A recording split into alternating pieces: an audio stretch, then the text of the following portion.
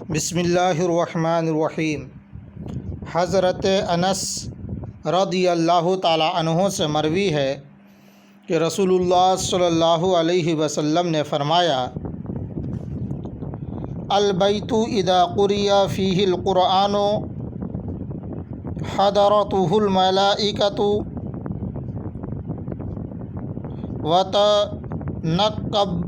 وتنکبت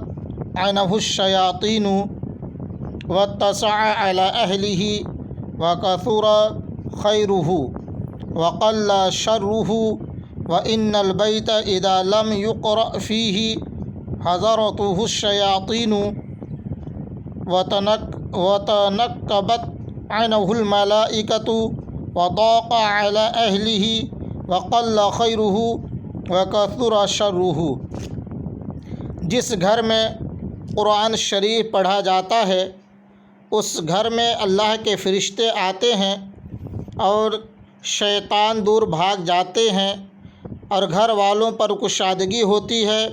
اور اس گھر میں خیر و برکت کی موسلادھار بارش ہونے لگتی ہے اور بے برکتی دور ہو جاتی ہے۔ اور جس گھر میں قرآن نہیں پڑھا جاتا اس میں شیطان آ جاتا ہے اور فرشتے دور ہو جاتے ہیں، گھر میں تنگی آ جاتی ہے، برکت چلی جاتی ہے اور بے برکتی کی کثرت ہو جاتی ہے۔ حضرت ابوذر رضی اللہ تعالیٰ عنہ فرماتے ہیں کہ میں نے رسول پاک صلی اللہ علیہ وسلم سے عرض کیا کہ مجھے کچھ وصیت فرمائیں، تو آپ نے فرمایا: علیک بتقوی اللہ فإنہ رأس الامر کلہ۔ قلت یا رسول اللہ زدنی، قال علیک بتلاوۃ القرآن وذکرہ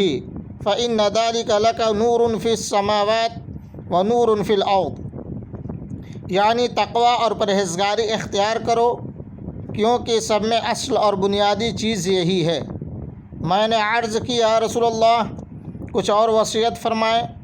تو حضور صلی اللہ علیہ وسلم نے فرمایا: تلاوت قرآن پاک اور ذکر اللہ کی پابندی کرو،